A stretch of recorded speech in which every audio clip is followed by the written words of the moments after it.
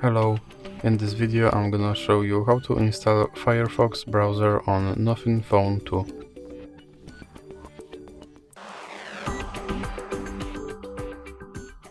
So you have to start with opening your Google Play Store. Now click on search bar and type in Firefox and then click search. Now click install.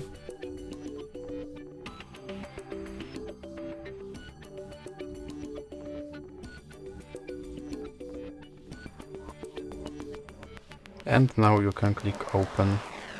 Here you can change some settings of your browser, or you can just scroll down and click start browsing. And now you can open any website and use your browser just like any other browser. So that's it for this video, and if you liked it, please remember to leave a like and subscribe.